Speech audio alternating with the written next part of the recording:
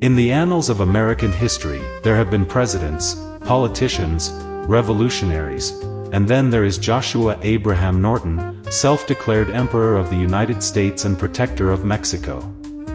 Born in England in 1818, and later a resident of South Africa, Norton eventually made his way to San Francisco in the 1840s. Initially, he seemed destined for the humdrum world of commerce.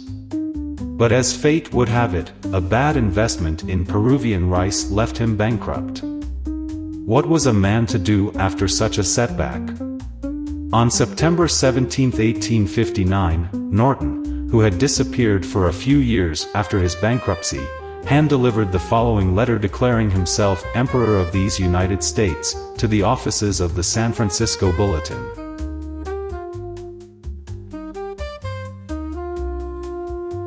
It was signed Norton I, Emperor of the United States.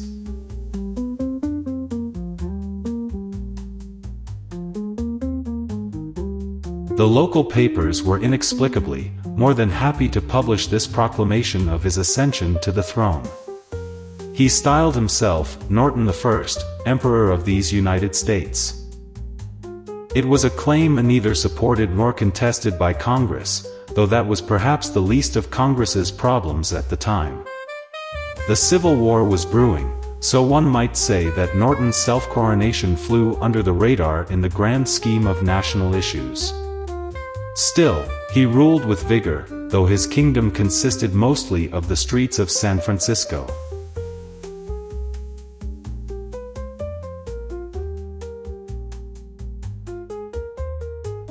Norton would stroll through the city dressed in a regal blue uniform, often a well-worn hand-me-down, donated by the U.S. Army base at the Presidio, and carried a great gnarled walking stick.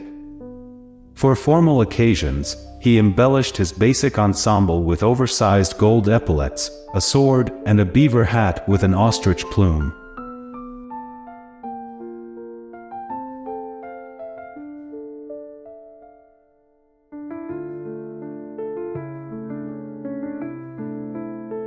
As emperor, Norton was nothing if not prolific in issuing decrees. He ordered the dissolution of Congress, which, considering the state of politics then and now, was not the worst idea. Unfortunately, Congress chose to ignore his imperial command. Norton also called for the construction of a bridge between San Francisco and Oakland, a decree so prescient that it eventually came to pass, but long after His Majesty's reign. In a brilliant stroke of political savvy, Norton abolished both the Democratic and Republican parties. Imagine the peaceful silence in the streets, the absence of partisan bickering. Alas, the nation continued its allegiance to these political relics, perhaps missing out on a truly Nortonian era of governance. In 1863, showing an admirable commitment to international diplomacy, Norton declared himself protector of Mexico, a country embroiled in its own turmoil under French intervention. One wonders if anyone in Mexico was aware of their new protector or if they had even the faintest clue who Norton was. Regardless, it added a certain imperial flair to his titles, which can never hurt when trying to impress the neighbors. Despite his apparent eccentricity, Emperor Norton was beloved by the people of San Francisco. His imperial proclamations were greeted with a sense of fun, and locals embraced him as a symbol of the city's quirky charm. Police officers would salute him in the streets, and restaurants offered him free meals, recognizing the value of having the emperor dine at their establishment. Norton even issued his own currency, which was accepted at certain establishments. So while the United States was still fussing over the legitimacy of the gold standard, Norton had his own imperial dollars circulating. In a particularly heartwarming tale, when an overzealous police officer once arrested Norton for vagrancy and insanity, there was public outrage. The newspapers, in a rare moment of unison, published scathing editorials demanding his immediate release, and he was quickly freed with an official apology. From that day on, he was considered immune to arrest. After all, what kind of empire would allow its ruler to be locked away? In January 1880, Norton collapsed on the streets of San Francisco, dying at the age of 61. His reign ended not with a coup, but with the quiet resignation of a heart worn out from the burdens of empire. The city mourned their emperor with hundreds of people attending his funeral, arguably more than most legitimate rulers could hope for.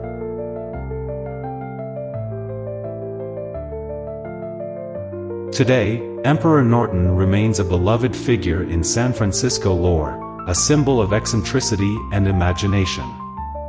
His vision of a bridge between San Francisco and Oakland was realized with the completion of the Bay Bridge in 1936, though not officially dedicated to him, a gross oversight no doubt. His life reminds us that power is not always derived from wealth or armies but sometimes from sheer willpower and a dash of delusion. In Norton's case, it was enough to make him a king, at least in the hearts of those who knew him.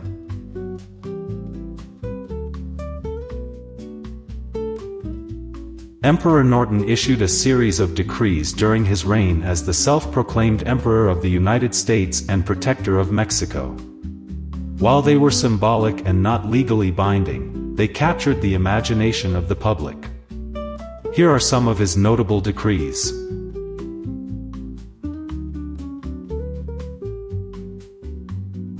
On October 12, 1859, Norton issued his first decree, proclaiming the dissolution of the United States Congress. He accused the institution of corruption and incompetence, declaring that they should be disbanded.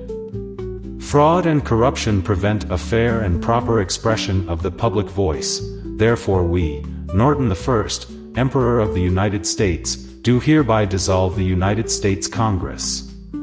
Despite Congress continuing to function, Norton would issue several similar decrees over the years, demanding their dissolution for various grievances.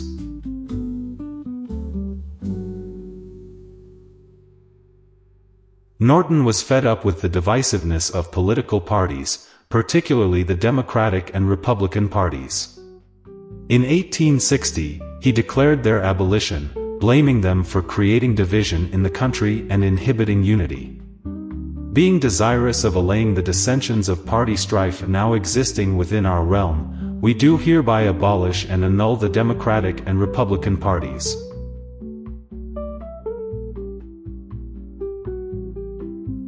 On July 16, 1860, Norton decreed the complete dissolution of the United States government. He claimed that this dissolution would allow the creation of a more equitable and functional government. Though he offered no clear alternative structure, his proclamation aimed at addressing the growing tensions leading up to the Civil War. We, Norton I, Emperor of the United States, do hereby command the representatives of the different states of the Union to assemble at Platt's Music Hall in this city, on the first day of February next, then and there to make such alterations in the existing laws of the Union as may ameliorate the evils under which the country is laboring, and thereby cause confidence to exist, both at home and abroad, in our stability and integrity. This call for constitutional reform and unity was a reflection of the escalating conflict in America at the time.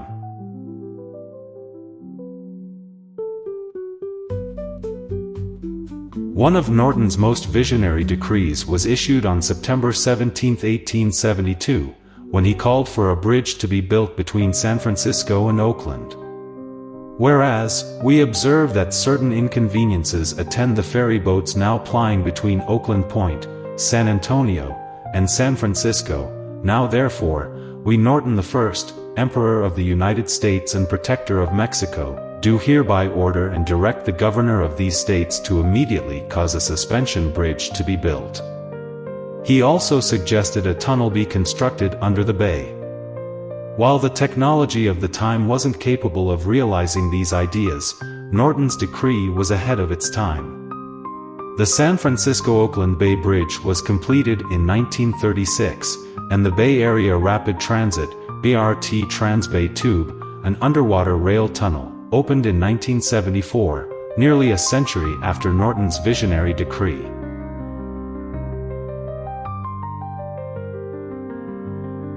Norton had a special fondness for his adopted city of San Francisco and took exception to the colloquial shortening of its name to Frisco. On August 18, 1872, he issued a decree banning the use of the term. Whoever after due and proper warning shall be heard to utter the abominable word Frisco, which has no linguistic or other warrant, shall be deemed guilty of a high misdemeanor, and shall pay into the imperial treasury as penalty the sum of $25. Though this decree was never enforced, it reflected Norton's deep affection for his city, and his disdain for the nickname is echoed by some residents even today. During the late 19th century, Chinese immigrants faced significant discrimination and hostility in California. Norton issued a decree defending their rights, condemning the violent treatment they were receiving. He stood against the anti-Chinese sentiment. "We hereby order and decree that the persecution of the Chinese be stopped forthwith, and that all citizens treat them with the same respect they accord to each other." This decree placed Norton on the side of social justice, advocating for marginalized communities in an era rife with racism and xenophobia.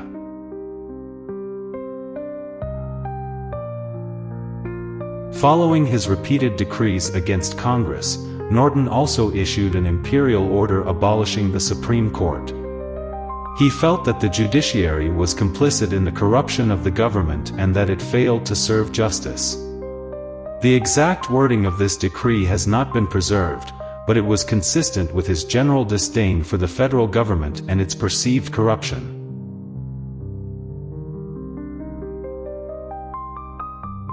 Though he never used the exact term, Norton issued decrees that hinted at the creation of a global governing body to ensure world peace and diplomacy. In the 1870s, he issued proclamations calling for the cooperation of nations and peaceful resolution of conflicts. This was a precursor to the idea of the League of Nations, established in 1920 and, later, the United Nations. In addition to his loftier decrees, Norton issued many local directives regarding the state of San Francisco's streets, sidewalks, and general infrastructure. He regularly criticized the city's leaders for neglecting public works and even issued directives to clean up certain areas of the city. While many of Norton's decrees were viewed as eccentric or humorous, some, like his vision for a bridge and tunnel across the bay and his defense of Chinese immigrants, were surprisingly prescient and forward-thinking. Emperor Norton's life and his decrees have cemented his place as one of San Francisco's most beloved historical figures, and his proclamations continue to fascinate people today.